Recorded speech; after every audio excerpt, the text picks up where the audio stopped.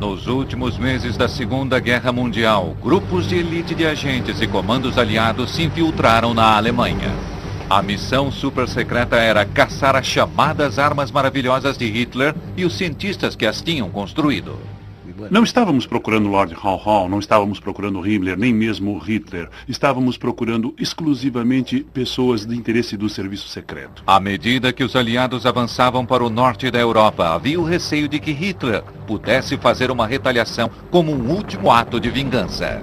Relatórios do serviço secreto sugeriam que cientistas nazistas estavam construindo armas de destruição em massa. Mas será que Hitler ousaria atacar com elas? Era uma questão urgente, pois se Hitler tivesse a bomba, hoje nós todos estaríamos falando alemão, não é? Em um prelúdio à Guerra Fria, os americanos e ingleses começam uma corrida secreta com os russos para arrebanhar cientistas alemães. Os riscos não poderiam ter sido mais altos. Os vencedores poderiam desenvolver as armas maravilhosas de Hitler a fim de controlar o mundo do pós-guerra. Cientistas nazistas. 6 de junho de 1944, o dia D, a maior invasão anfíbia da história. Mas o futuro da Segunda Guerra Mundial ainda estava indefinido.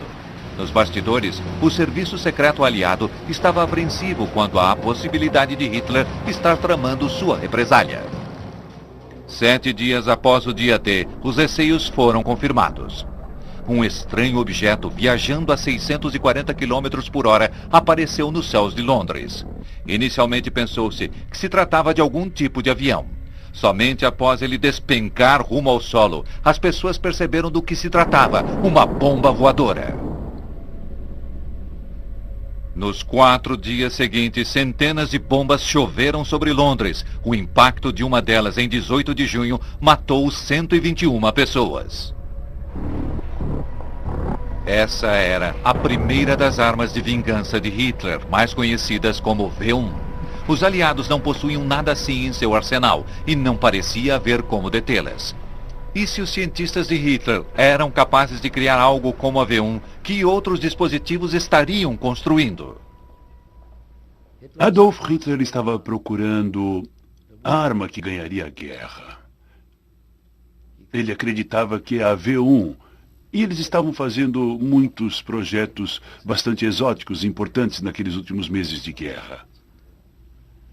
A liderança nazista sempre percebeu a importância da tecnologia e havia investido quantias enormes em foguetes, aviões e até em carros de corrida.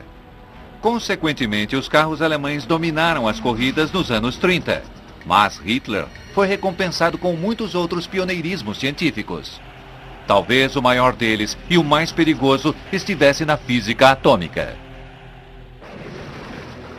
A fissão nuclear foi descoberta pela primeira vez na Alemanha. Alguns dos melhores físicos alemães eram judeus e foram forçados pelos nazistas a fugir do país.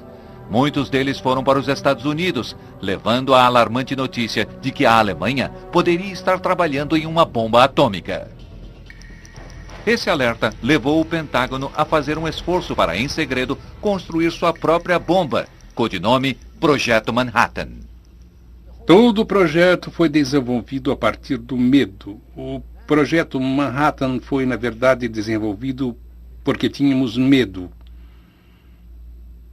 E se o que temíamos tivesse se transformado em realidade, teria destruído os Estados Unidos.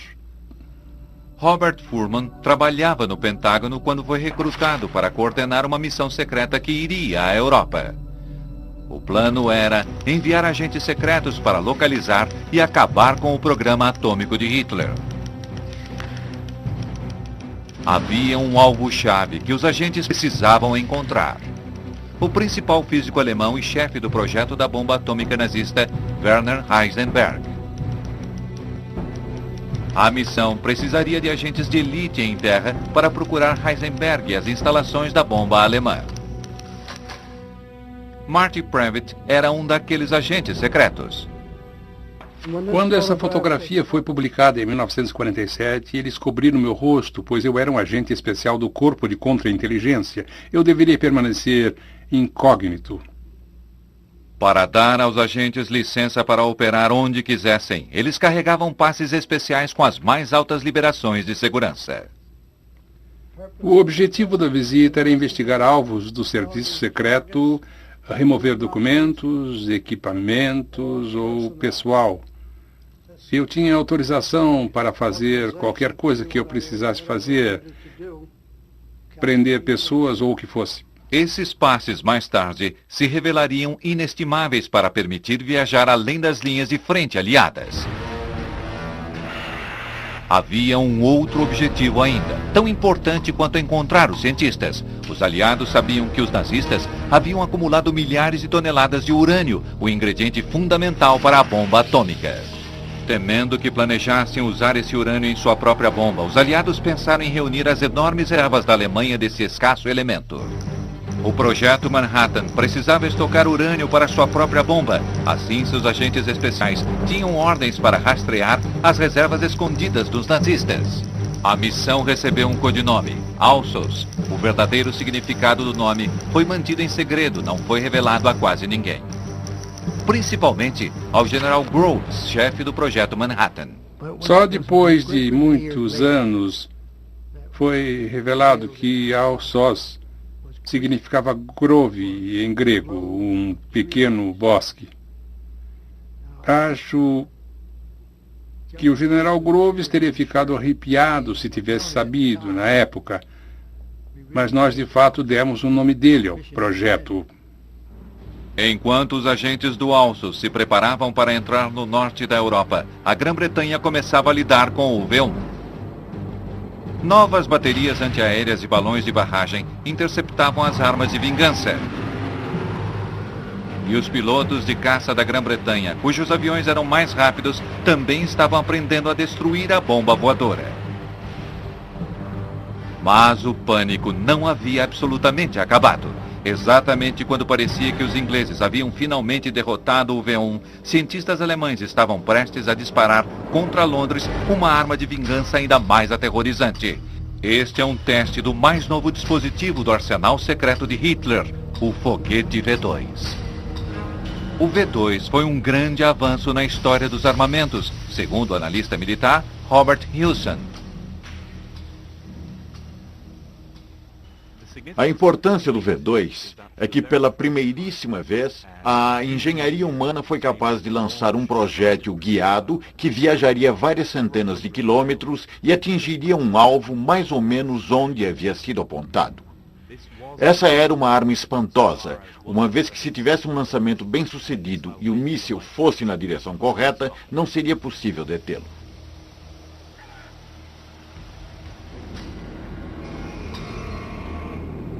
Uma mistura de álcool e oxigênio líquido impulsionavam o foguete a 320 quilômetros em menos de 5 minutos. Ele carregava uma ogiva de 1 tonelada, capaz de arrasar um quarteirão de uma cidade. O verdadeiro avanço tecnológico era o sistema direcional do V-2. Giroscópios controlavam palhetas no escapamento que manobravam o foguete em direção a seu alvo.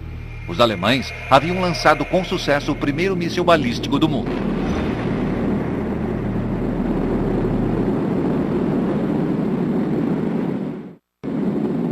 Grã-Bretanha, Estados Unidos e Rússia não tinham nada assim em seus arsenais e estavam todos desesperados para colocar as mãos naquele foguete e no homem que o havia construído, Wernher von Braun.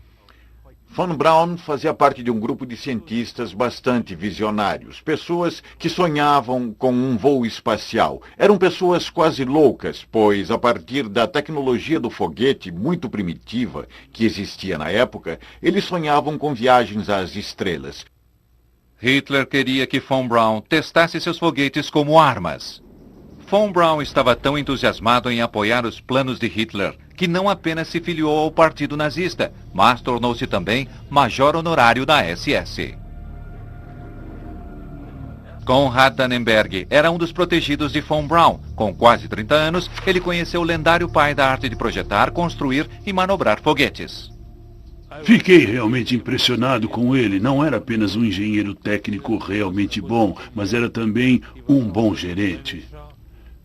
Ele sempre enfatizava que o trabalho que fazíamos era realmente um trabalho de equipe e ele era apenas, por acaso, o líder da equipe. Cada um dos aliados queria ser o primeiro a prender Von Braun e seus foguetes mortais. Todos eles percebiam que esse era o futuro da guerra. Poderosos ataques aéreos contra as principais instalações de pesquisa do V2 haviam forçado os homens envolvidos com o foguete alemão a se mudarem para um lugar secreto. As informações do serviço secreto acerca do paradeiro de Von Braun ou de sua nova fábrica de foguetes eram insuficientes. Os britânicos tinham em vista outros importantes cientistas nazistas. Uma unidade especial de comando, a 30AU, havia sido criada por Ian Fleming, o criador de James Bond. Um de seus agentes era Charles Wheeler, hoje um veterano correspondente da BBC.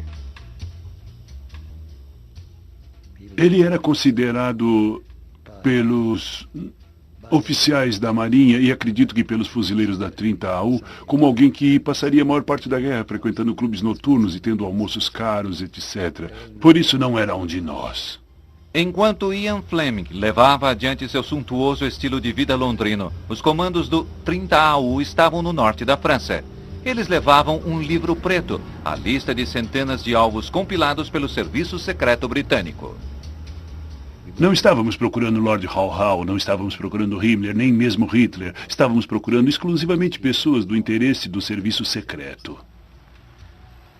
O livro preto tinha nomes, alvos, locais, pessoas e o mais importante eram os cientistas alemães. Seu alvo principal era Helmut Walter, o inventor de uma nova e espantosa forma de propulsão em aeronaves. Esse era um motor de avião para um Messerschmitt, que realmente era tão avançado que nem os ingleses ou os americanos tinham qualquer coisa parecida. Ele possuía um nível de ascensão que conseguia subir quase 10 quilômetros em 2 minutos. Esse filme de arquivo, visto pela primeira vez em televisão, mostra Walter levando nazistas de alto escalão em um tour pela sua fábrica. Assim como os foguetes de Von Braun, a pesquisa de Walter era extremamente interessante para o Terceiro Reich. Mas a tecnologia dele era igualmente desejada pelos aliados, segundo o historiador de defesa Matthew Hutley. A tecnologia que estava sendo desenvolvida por Walter era uma área de grande interesse para os aliados. O almirantado via isso como a joia da coroa das inovações alemãs da guerra e algo que precisava ser desenvolvido e perseguido no Reino Unido. Nos últimos meses de 1944, as missões científicas inglesas e americanas atravessaram a França tão rapidamente quanto os aliados conseguiam avançar. Mas os alvos científicos-chave ainda permaneciam dentro da própria Alemanha. Logo, eles teriam que enfrentar uma nova ameaça. No leste, o Exército Vermelho Russo estava avançando rapidamente pela Polônia em direção à fronteira alemã. Eles também estavam ansiosos para ir à caça dos melhores cientistas nazistas. Apesar de oficialmente aliados, havia uma não declarada, mas profunda desconfiança entre Estados Unidos, Grã-Bretanha e Rússia. Os aliados se uniram pelo objetivo comum de derrotar a Alemanha. Mas, quando a guerra começou a se aproximar do fim, atritos e fissuras começaram a aparecer, e eles haviam estado ali durante toda a guerra, mas se tornavam mais aparentes à medida que se evidenciava que a Alemanha estava à beira da derrota. Em fevereiro de 1945, com o esfacelamento dos nazistas, os 3 líderes se reuniram em Yalta e concordaram em dividir a Alemanha em 3 zonas de ocupação. Mas as zonas planejadas aumentaram a urgência da busca aos cientistas de Hitler. Muitas das áreas sob controle russo conteriam alvos científicos e o Exército Vermelho estava agora bastante perto desses locais-chave. Semanas após Yalta, os ingleses e os americanos cruzaram o rio Reno e espalharam-se em todas as direções pela Alemanha, esperando chegar a seus alvos antes dos russos. Os relatórios do serviço secreto sugeriam que Werner von Braun havia transferido sua fábrica de foguetes V2 para o centro da Alemanha.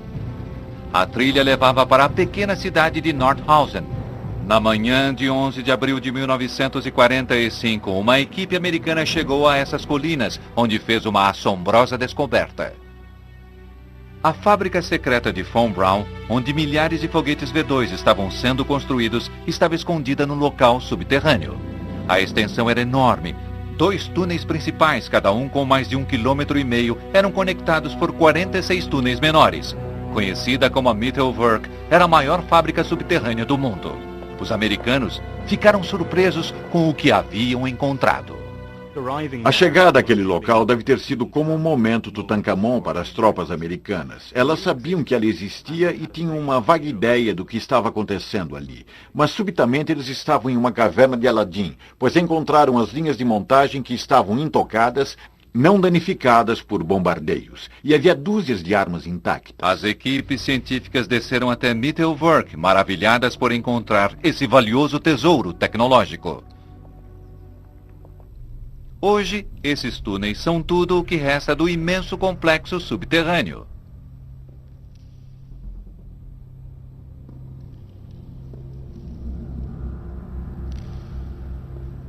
A produção ficava em uma linha de produção, em uma esteira transportadora. Sim, se movia continuadamente e você tinha de prestar atenção a ela em seu próprio local de trabalho e fazer seu serviço antes que ela fosse adiante.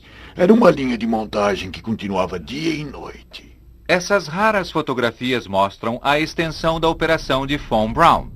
Mais de 4.000 V2 haviam sido produzidos em menos de 9 meses. Mas nada poderia ter preparado os americanos para a maneira como as armas eram construídas. Os nazistas utilizavam milhares de trabalhadores escravos nos túneis. Um deles era Andrew Herskovits, que tinha apenas 14 anos quando chegou aqui. Só o fato de estar no túnel era um castigo terrível, porque tínhamos frio e fome, e estávamos cansados o tempo todo, e era terrível, era horrível. Havia espancamento por qualquer pequena infração de disciplina. O castigo por sabotagem era a morte por enforcamento. Claro que qualquer coisa poderia ser classificada como sabotagem.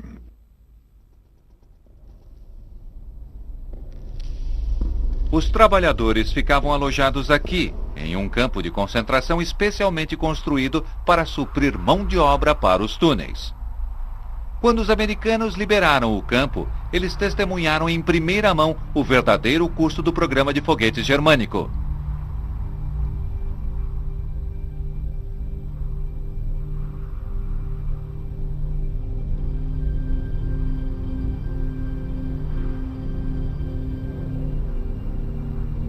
Mais de 10.000 prisioneiros morreram fabricando os V2.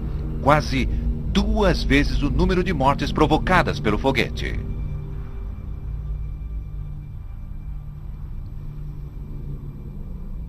Eu, pessoalmente, acho que não se esperava que sobrevivêssemos mais de 1 ano. Talvez a comida fosse calculada para fazer-nos durar 1 ano e depois morrer. Uma fatia de pão e um pouquinho de sopa, que chamavam de sopa, mas que não possuía qualquer nutriente. E com o pão tínhamos um pedacinho de margarina e uma minúscula salsicha, como chamavam. Ou algum tipo de coisa gelatinosa, e aquilo tinha de durar o dia inteiro. Por isso estávamos permanentemente mortos de fome. Como a maioria dos engenheiros de foguetes que ali trabalhavam, Konrad Dannenberg não aceita qualquer responsabilidade. É claro, de uma certa forma eu fiquei surpreso quando vi as pobres pessoas Kazé trabalhando em Mittelwerk. Entretanto, não vi nenhuma atrocidade, não vi que eram castigados, que eram surrados, como muita gente afirma. Não quero negar que tenha acontecido, mas isso certamente não aconteceu em minha presença. É claro, as instalações eram muito pobres. As instalações sanitárias certamente não seriam aceitáveis hoje em dia. Mas para nós, claro, era tudo ruim. E para esse engenheiro de foguetes, ele se alimentava bem, vestia-se bem, era bem pago. Estava em segurança. Claro, não havia nada de ruim para ele. Enquanto as equipes médicas americanas atendiam os prisioneiros abandonados, outras equipes estavam ocupadas embarcando foguetes e equipamentos ansiosas para transportá-los para os Estados Unidos. Eles não conseguiram desmontar completamente a fábrica subterrânea antes da chegada dos russos. O Exército Vermelho descobriu que havia ainda bastante material para levarem dali. Agora, ambos os lados tinham os foguetes, mas ainda assim precisavam dos cérebros que os haviam criado. O alvo número 1, Wernher von Braun, havia desaparecido com mais de uma centena de membros de sua equipe de foguetes. Havia boatos de que estava a caminho do sul, rumo à Bavária. A vários quilômetros de distância, os agentes à procura do projeto da bomba atômica alemã continuavam buscando Werner Heisenberg. Documentos foram apreendidos na cidade de Haigerloch. Ninguém sabia até que ponto os nazistas haviam construído uma bomba, mas eles tinham ouvido falar de uma agitação de atividade secreta girando em torno de uma caverna subterrânea sob o castelo da cidade. Os agentes encontram a caverna muito facilmente, mas a pesada porta de aço estava trancada a cadeado. O coronel encarregado Boris Pash, que morreu em 1995, descreveu como eles conseguiram entrar na estranha caverna. Um papel grudado na porta indicava a identidade do gerente. Traga o sujeito cujo nome está naquele papel, eu ordenei. Eles vasculharam a cidade procurando pelo gerente. Pash estava desesperado para colocar suas mãos no que estava dentro da caverna e preparado para fazer qualquer coisa. Quando o gerente me foi trazido, ele tentou me convencer de que era um simples contador. Quando ele vacilou a minha ordem de abrir a porta, eu disse, atire no cadeado. E se ele interferir, atire nele. O gerente cedeu e abriu a caverna. O que a Alsos encontrou lá dentro era tão importante que a caverna hoje tornou-se um museu. Dentro das rochas sob o castelo, os físicos alemães haviam construído um reator nuclear. Cubos de urânio eram baixados até um tanque e bombardeados com nêutrons em uma tentativa de conseguir uma reação em cadeia, liberando uma quantidade tremenda de energia. A equipe de Heisenberg não possuía urânio suficiente, umas poucas toneladas mais, e o reator poderia ter funcionado. O coronel Pash ainda precisava interrogar Heisenberg, mas seu alvo principal havia desaparecido e fora visto pela última vez se dirigindo à Bavária para se reunir à família. Quando os agentes começaram a desmontar o reator, ficaram surpresos ao descobrir que o urânio vital havia desaparecido. Os homens de Marty Previtt prenderam a maioria dos outros cientistas alemães na tentativa de fazê-los falar. Prendemos os físicos e os interrogamos, e eles confessaram que tinham um armazenamento de urânio e que o haviam enterrado. Eles tentaram escondê-lo na esperança de que não o encontrássemos. Depois de 3 dias de interrogatório, os físicos alemães finalmente falaram. Eles levaram os interrogadores a um campo logo nas cercanias da cidade. Preocupado com minas, Marty convocou a ajuda de um alemão da região. Depois de várias horas de escavação, eles finalmente conseguiram seu prêmio. Tiraram dali mais de 2 toneladas de urânio enterradas nos arredores de Haigerloch. A Força Aérea levou o urânio até a Grã-Bretanha. Era coisa muito pesada, e assim foram necessários 20 desses aviões voando para lá e voltando várias vezes para carregar todo aquele material. A maior parte do valioso urânio estava agora nas mãos dos aliados. Entretanto, os mais importantes cientistas de Hitler ainda estavam à solta. Antes do fim da guerra, a unidade 30AU do Serviço Secreto Inglês estava empenhada em capturar um dos mais importantes cientistas de Hitler. Seu alvo, o projetista de aviões e foguetes Helmut Walter, que estava atrás das linhas inimigas no porto de Kiel. Para conseguir pegar o Walter, cerca de 6 fuzileiros avançaram, na verdade, à frente do exército, junto, eu creio, com a SAS, e foram direto ao quartel-general de Walter. Eles sabiam mesmo onde era, pois lá estava o Walter. E ele, no início, não quis absolutamente colaborar. Então, depois de alguns dias, subitamente decidiu que poderia relatar tudo o que sabia. Walter havia trabalhado em uma aeronave radical, a respeito da qual os ingleses estavam ansiosos por aprender mais. Eles também precisavam de alguém com coragem suficiente para tentar voar naquela máquina. O piloto de teste Eric Brown era o homem para esse trabalho. Eric Brown, uma lenda na aviação, havia pilotado mais tipos diferentes de aeronaves do que qualquer outra pessoa no mundo. Ao voar para a Alemanha nos últimos dias da guerra, ele surpreendeu-se com o que encontrou. Foi como entrar na caverna de Aladim, no que diz respeito a aeronaves avançadas. Os campos de aviação que visitamos estavam, em sua maioria, em um estado caótico. Mas, para nosso espanto, o estranho era que eles não haviam tocado em nenhuma de suas aeronaves avançadas a jato ou a foguete. Ora, a única explicação que tenho para isso é que eles estavam tão orgulhosos de suas conquistas nesse setor que queriam que víssemos o que estava disponível, o que poderia ter sido. Eric viu bem de perto uma das aeronaves de aparência mais estranhas da Luftwaffe alemã, o Messerschmitt 163, com seu motor a foguete projetado por Walter. Era um avião que fazia a adrenalina fluir. Pilotá-lo representava, certamente, um grande desafio. Ele tinha várias características inovadoras, revolucionárias, tinha asas enflechadas, mas, acima de tudo, era acionado a foguete e aterrissava em um esqui. Eric estava desesperado para descobrir como funcionava o ME-163, mas quanto mais ele descobria a respeito dele, mais percebia que esse seria um perigoso voo teste.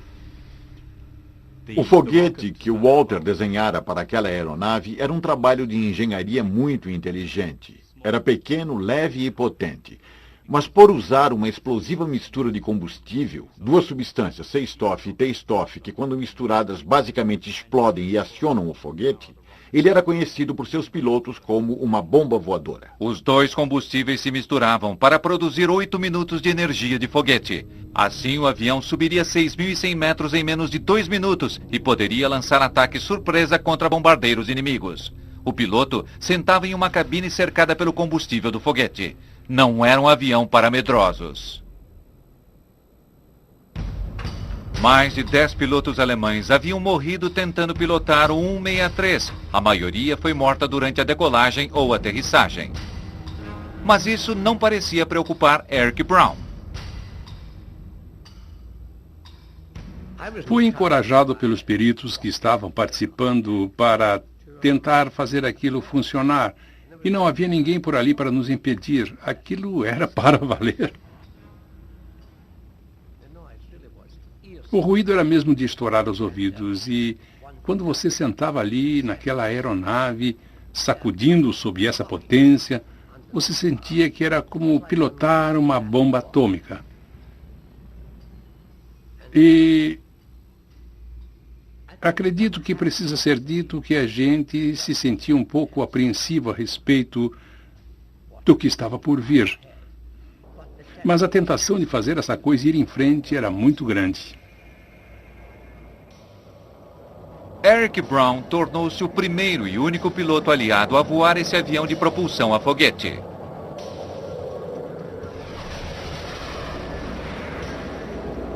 Era como estar no comando de um trem em alta velocidade. Eu nunca tive essa sensação com qualquer outro avião, que ele estivesse logo ali à minha frente todo o tempo. E eu estivesse alcançando. Ele tirava o seu fôlego. Tendo avaliado o avião e capturado o homem que o projetou, os britânicos estavam agora prontos para explorar essa nova tecnologia. Agora, a maioria dos alemães estava trabalhando para os aliados. O Exército Vermelho havia cercado Berlim e estava começando a avançar em direção ao centro. A 100 quilômetros dali, tropas americanas e russas se encontraram pela primeira vez no rio Elbe. Em frente às câmeras, ambos os lados se comportavam como grandes amigos. Mas nos bastidores, a batalha pelos despojos de guerra alemães estavam agora em seu grau mais intenso. Quando o colapso alemão realmente começou a acontecer, havia ali uma enorme onda de atividade. Havia tantos alvos que todos corriam para todos os lados, pegando coisas, procurando coisas, encontrando coisas, não conseguindo encontrar as coisas. Negando ou tentando negar o mais que pudessem aos russos, evitando que os russos chegassem lá antes e fugindo com o que conseguissem. Ninguém nunca mais visse essas coisas. Foi uma competição acirrada. Ambos os lados sabiam o que realmente era importante. Os cientistas de primeira linha de Hitler haviam fugido para refúgios nas montanhas, na Bavária, ao sul da Alemanha. O físico nuclear Werner Heisenberg e o engenheiro de foguetes Werner von Braun vieram para cá para se protegerem das ferozes lutas ao norte. Eles também queriam estar o mais distante possível das forças russas que avançavam. Em uma correria pela Bavária, os americanos esperavam ser os primeiros a capturar von Braun e sua equipe de especialistas. Mas os especialistas em foguetes alemães já estavam fazendo seus próprios planos.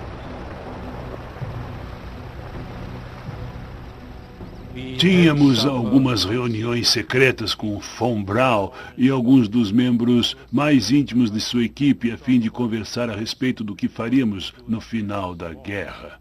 Havíamos analisado se deveríamos nos voltar para os russos e haviam algumas indicações de que os russos estivessem possivelmente interessados na arte de foguetes. Mas haviam ouvido muitas coisas ruins a respeito dos russos. E acho que todos nós percebemos que com o V2 havíamos dado uma contribuição nova e importante para a alta tecnologia. E por isso tínhamos esperança de que pelo menos essa situação nos ajudasse a sobreviver à guerra e fazer alguma coisa que valesse a pena depois da guerra. Von Braun percebeu que o conhecimento singular de sua equipe que trabalhava com os foguetes poderia garantir tratamento privilegiado quando a guerra terminasse. No dia seguinte ao anúncio da morte de Hitler, os alemães especializados em foguetes saíram do esconderijo. Em sua louca corrida para o sul, von Braun havia quebrado o braço em um acidente de carro. Eles estavam aliviados por se renderem aos americanos e não aos russos. Von Braun foi enviado para os Estados Unidos. Seu futuro projetando foguetes parecia estar garantido, desde que seu envolvimento com a SS e a utilização de trabalho escravo não fossem levados em consideração. –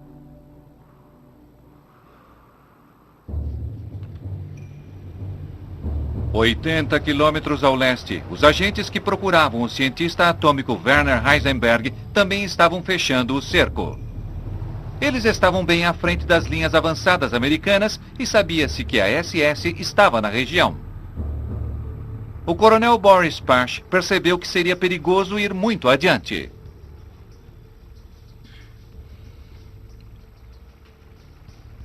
Será que eu deveria esperar até que a infantaria se juntasse a nós? Ou deveria prosseguir como nas operações anteriores? Decidi ir em frente. Eu percebi, como percebo agora, que a urgência que Washington exigia de nós justificava o avanço. Na verdade, tornava-o imperativo. Heisenberg estava na casa de sua família, acima do lago Walchensee. Seu filho Jochen tinha 6 anos na época e se lembra dos americanos se aproximando. Estava claro que as tropas americanas avançavam para cá e o meu pai, naquela ocasião, subia com frequência a colina para olhar de lá. Ele podia ver a luta acontecendo. E também informava as pessoas que o mais provável é que os americanos acabariam chegando. Evitando a SS, o coronel Pache e seus homens avançaram até a casa de Heisenberg. Em 3 de maio, eles finalmente capturaram o alvo número 1. Eu me lembro que naquela ocasião eu estava com meu pai e fomos visitar a casa da minha avó. Houve um telefonema dizendo que o meu pai deveria voltar para casa imediatamente. Então eu vim para cá, vimos os soldados americanos, mas eles estavam aqui no terraço e pareciam até bastante amigáveis. Heisenberg foi mandado para a Inglaterra para interrogatório. Mas levaria vários meses até que o mais importante cientista de Hitler revelasse o quanto sabia acerca da construção de uma bomba atômica.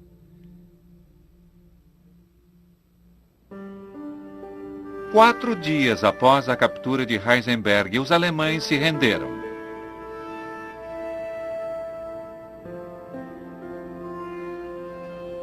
Em Berlim, a vida estava começando a ficar mais tranquila depois de 5 anos de guerra. Enquanto a Grã-Bretanha, os Estados Unidos e a Rússia tomavam posse de suas zonas de ocupação, o relacionamento entre os aliados alcançava um novo ponto baixo. A unidade britânica de comando 30AU estava operando na cidade e recebeu uma fria recepção dos russos.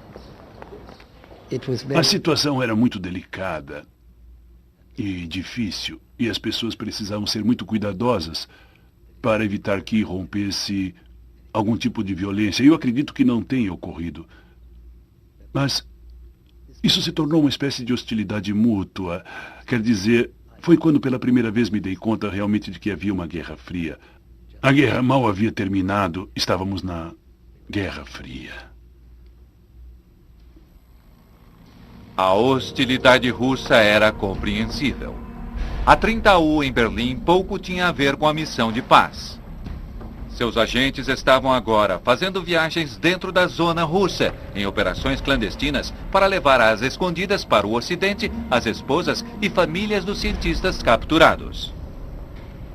Chegamos a vestir uma mulher alemã como uma oficial inglesa da ATS e a fizemos passar por 2 postos de controle russos de Berlim Ocidental através de Helmstedt para a Alemanha Ocidental.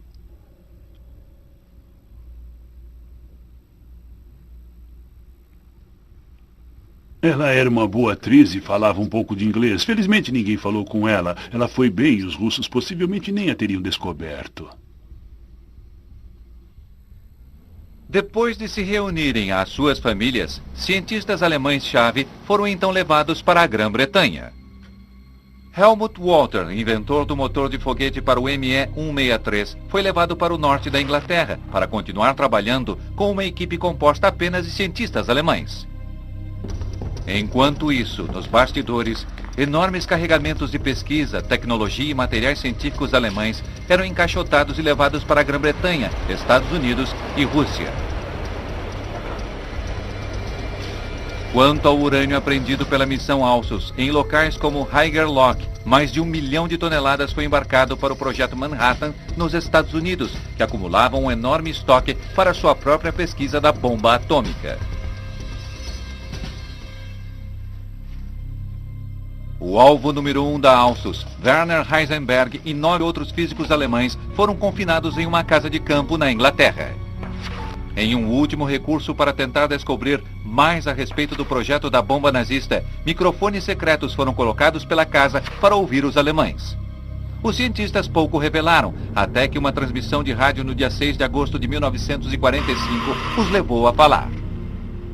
Essas são as notícias. Logo cedo, esta manhã, a força mais destrutiva inventada pelo homem foi lançada sobre o Japão. A bomba atômica. Imediatamente os físicos tentaram descobrir como os americanos haviam feito aquilo. Os microfones escondidos gravaram as deliberações de Heisenberg. Ele parecia não entender absolutamente nada de física relacionada à bomba. Seu projeto para uma bomba atômica durante a guerra exigira milhares de quilos de urânio, enquanto que a bomba de Hiroshima utilizou apenas 56. Para os ingleses e americanos que estavam ouvindo, isso finalmente explicava por que o projeto da bomba alemã nunca teve sucesso. Pouco tempo depois, Heisenberg foi solto e voltou para a Alemanha. Ele não era mais considerado uma ameaça. 3 meses depois do dia V, 15 de agosto, foi declarado o Dia da Vitória sobre o Japão, Dia VJ. Noite adentro, a multidão gritou pelo alívio do fim da maior guerra da história. Nova York nunca antes havia comemorado dessa forma, mas nunca havia tido um motivo para tanto. A guerra podia ter terminado, mas a corrida para explorar a tecnologia alemã ainda continuava. Poucas semanas depois do dia VJ, Eric Brown voltou para casa em um avião alemão. É uma sensação muito emocionante, porque a gente sente uma mudança completa, não é? Pois qualquer aeronave alemã vinda para cá dessa maneira encontraria a barreira dos White Cliffs, mas aqui estávamos nós, trazendo a mais cobiçada aeronave deles, sem qualquer problema. O avião que Eric estava pilotando era muito mais importante que o perigosamente explosivo avião-foguete que ele havia testado antes. Essa aeronave teria uma grande influência na Guerra Fria. O Messerschmitt 262 era o primeiro caça-jato operacional do mundo. Ele tem uma aparência muito sinistra em vários aspectos, com aquela forma de tubarão, e realmente parecia capaz de provocar muitos problemas. Um avião de aparência bastante letal, grandes motores, e a lateral de tubarão é completamente plana. Tudo foi planejado para provocar resistência mínima ao avanço e máxima velocidade. As equipes de voo alemãs se vangloriavam de que o ME-262 era 160 km por hora mais rápido do que qualquer coisa que os aliados possuíam.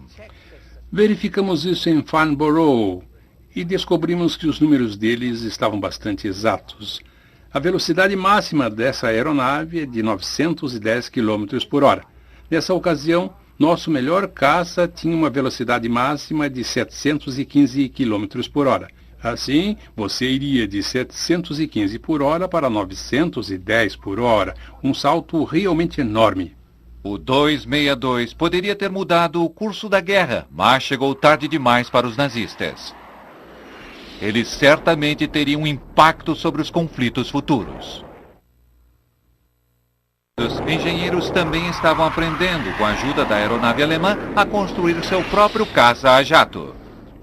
Existe uma história famosa a respeito do chefe do projeto aerodinâmico da aeronave norte-americana, que entrou em uma escola noturna para aprender alemão, a fim de poder entender o que estava lendo. E desse modo sua equipe de projeto teve acesso ao 262. E a partir da aeronave real e dos projetos que estavam olhando, eles jogaram fora todo o seu próprio projeto para o XP-86, e o redesenharam como uma aeronave de asa enflechada, com um enflechamento clássico de 35 graus que se tornou o Sabre, um dos melhores caças a jato daquela época.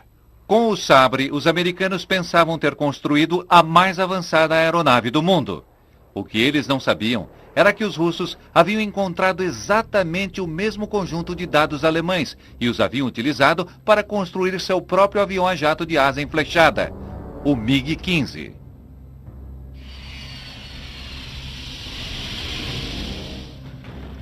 Em dezembro de 1950, os dois aviões se encontraram pela primeira vez na Guerra da Coreia. Quando o primeiro MiG-15 russo apareceu sobre a Coreia, foi um grande choque. Os pilotos americanos acharam que eles estavam sendo atacados por aeronaves americanas. A confusão naqueles primeiros dias foi enorme. Pilotos americanos não podiam acreditar no que estavam vendo. Os MiGs eram praticamente indistinguíveis dos Sabres. Parece bastante claro que tanto os russos quanto os americanos haviam aprendido na mesma cartilha. Algo semelhante estava acontecendo com a tecnologia de foguetes. Desde que foram trazidos para a América, Wernher von Braun e sua equipe do V2 tinham trabalhado duro na construção de foguetes para os Estados Unidos. Mais de 100 alemães especialistas em foguetes foram contratados para ensinar aos engenheiros americanos tudo o que sabiam. Os americanos tinham regras rígidas acerca de empregar antigos nazistas, e assim fatos não convenientes, como o de von Braun ser membro da SS, foram varridos para baixo do tapete. Milhares de documentos a respeito dos alemães especialistas em foguetes foram escondidos, muitos dos quais são ainda hoje inacessíveis ao público. Com Von Braun ao seu lado, os Estados Unidos estavam confiantes de que estavam à frente do mundo. E então, em 4 de outubro de 1957, aquela confiança foi abalada. Um míssil soviético R-7 foi lançado no espaço com o primeiro satélite do mundo, o Sputnik. Os bips de mensagem do Sputnik enquanto dava volta à Terra não passaram despercebidos nos Estados Unidos. Se os russos podiam lançar um objeto em órbita, poderiam também enviar uma ogiva nuclear contra os Estados Unidos. Os Estados Unidos se voltaram para Von Braun. Em meados dos anos 60, tanto os Estados Unidos quanto a Rússia tinham milhares de mísseis apontados um para o outro, todos eles provindos do projeto original do V2 de Von Braun. A realização máxima de Von Braun estava levando a missão Apollo da NASA a colocar o homem na Lua. Os programas espaciais americano e russo foram ambos fundados na ciência alemã. Na corrida para aproveitar o know-how nazista, ambos os lados optaram por esquecer o passado dos cientistas. Quando eu soube que eles haviam sido festejados e tratados como heróis nacionais nos Estados Unidos, eu me senti ultrajado e enojado.